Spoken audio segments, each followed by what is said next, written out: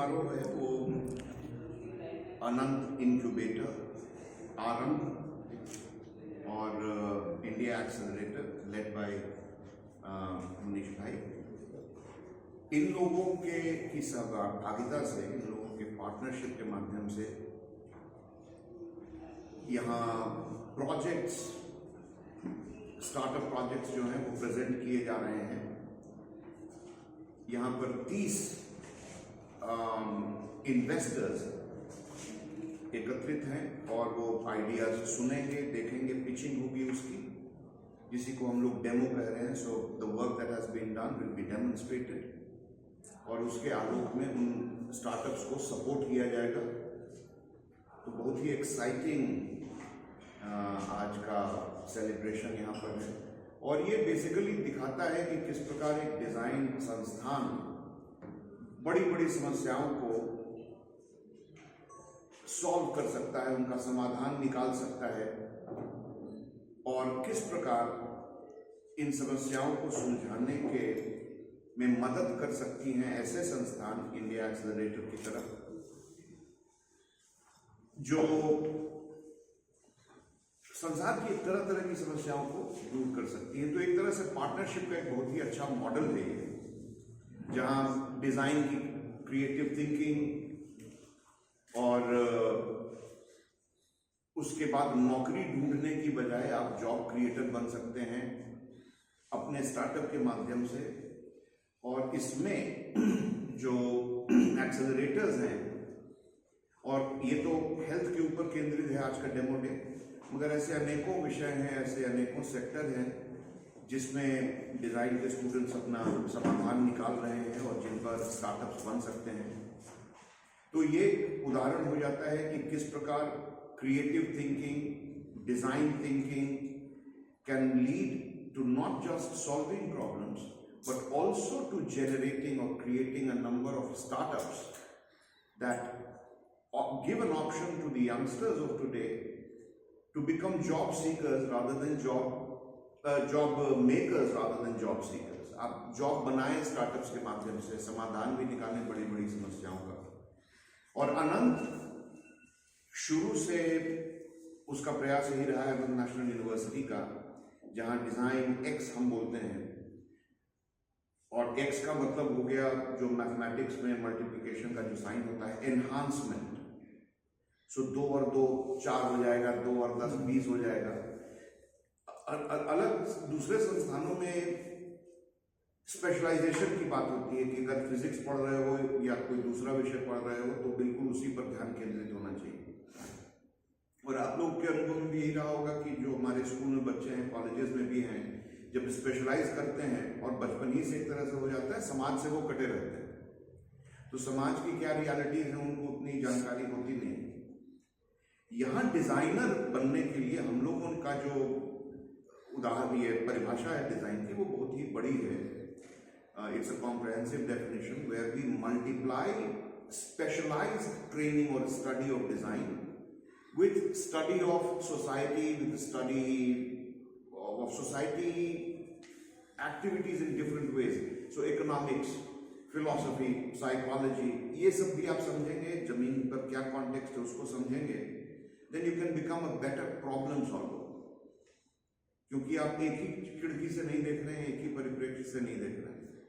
So that is what designers do here. That is how they learn. From the very first semester, from the word go, the pedagogy or the curriculum would immerse them in the society. बाहर जाइए, दुनिया देखिए, गांव में जाइए, शहर में जाइए, ट्रांसपोर्ट कैसे होता है उसको समझिए, उसमें समस्या क्या है उसको समझिए, उसको कैसे समाधान किया जा सकता है वो समझिए। So they are pushed out into the world. और लौट कर जब आते हैं उसका अध्ययन करते हैं। हमने क्या देखा? आइडिएशन, चिंतन होता है, रिसर्च होता है, शोध, उसके ऊपर शोध होता है। And that is the only way that you can solve a problem. Collaboratively, अकेले नहीं, टीम में ये होता है। और यही इसी को यहाँ डिजाइन की भाषा में स्टूडियो बोलते हैं। ये 15 दिन का एक क्लास हुआ जब एक समस्या को लेकर के वो उसका समाधान निकालता है। अभी जैसे आप लोगों को पता होगा कि हम लोगों ने यहाँ, हमारे यहाँ आ गए हैं श्री डॉक्टर राजेंद्र सिंह, द जल पुरुष जो हैं, अब वो भी स्टूडियो करेंगे।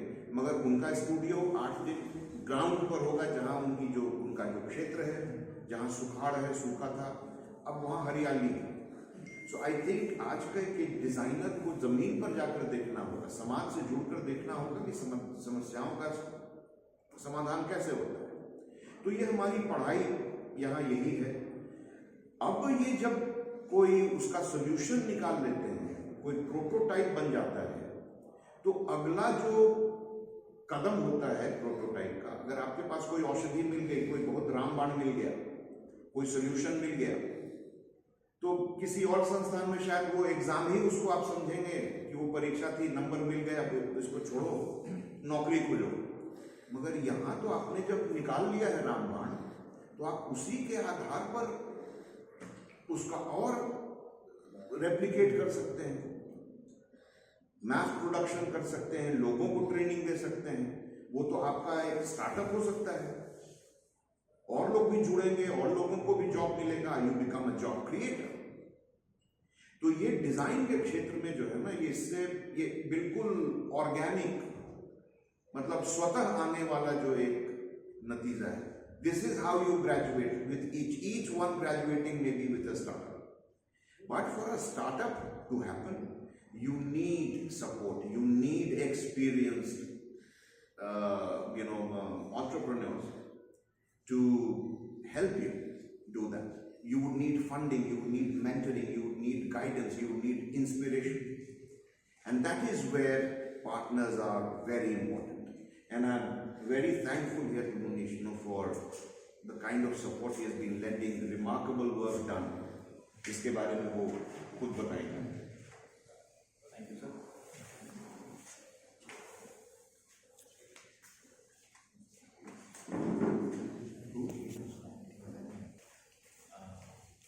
नमस्कार, मेरा नाम मुनीश है।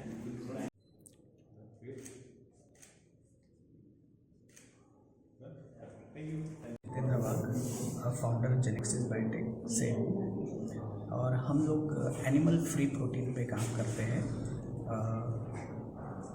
फिटल बोविन सीरम का रिप्लेसमेंट मार्केट में लेकर आ रहे हैं। फिटल बोविन सीरम एक प्रेग्नेंट काऊ को स्लॉटर किया जाता है यूएस, न्यूजीलैंड, ऑस्ट्रेलिया में, और उसका फीटस का यहाँ पे वो सीरम बना के लाते हैं ड्रग डेवलपमेंट में, स्टेम सेल रिसर्च में एंड एकेडमिक रिसर्च। तो हम उसका रिप्लेसमेंट ला रहे हैं। ये प्रोसेस में से पूरा गाय को हटा के माइक्रोबियल मतलब बैक्टीरिया से, जीवाणु से हम ये प्रोटीन बना के इसका एक कॉकटेल बना रहे हैं, जिसका अल्टरनेटिव रहेगा सीरम के लिए। और ये अनंत नेशनल यूनिवर्सिटी ने जो स्वास्थ्य प्रोग्राम किया है, इससे हमें बहुत फ़ायदा हुआ है। एक्चुअली हमारा इतना रीच नहीं था मार्केट में एज ए स्टार्टअप, तो हमें यहाँ से मार्केटिंग के लिए, प्रोडक्ट डेवलपमेंट के लिए, और इनके साथ MOU भी हो चुका है कि दे विल हेल्प, कि वो लोग हमें ग्लोबल प्रेजेंस के लिए, ब्रांडिंग के लिए हेल्प करेंगे। ये रिसर्च आप कितने साल से कर रहे थे? और कम से कम 3 साल हो गए, स्टार्टअप को पूरे 5 साल हो गए हैं। तो कोविड के बाद हमने ये शुरू किया था रिसर्च इस पे, एनिमल फ्री प्रोटीन पे। और इसके अलावा भी हमारे पास बहुत सारे प्रोटीन आएंगे जो दूध के लिए जाते हैं। 10,000 लीटर दूध उबालने के बाद लैक्टोफेरिन बनाते हैं, और वो उसका भी अल्टरनेटिव प्रोटीन बिना गाय के भी आपके पास ये लैक्टोफेरिन आएगा। तो ये इसकी अफोर्डेबिलिटी कितनी रहेगी, प्राइस सेगमेंट क्या रहेगा, और किसको यूज़ आएगा ये एनिमल फ्री प्रोटीन तो बहुत जगह जाते हैं, जैसे कॉस्मेटिक्स में जाते हैं, क्योंकि ये प्रोटीन, कुछ प्रोटीन एंटी एजिंग है, जिससे मतलब स्किन के लिए। और ये प्रोटीन के एंटी एजिंग प्रोडक्ट जो है, जो बाहर के प्रोटीन बेस्ड प्रोडक्ट इंडिया में नहीं मिलते हैं। इंडियन कॉस्मेटिक इंडस्ट्री पूरी केमिकल की है, तो हम लोग प्रोटीन बेस्ड कॉस्मेटिक प्रोडक्ट्स भी ला रहे हैं इस प्रोटीन के थ्रू।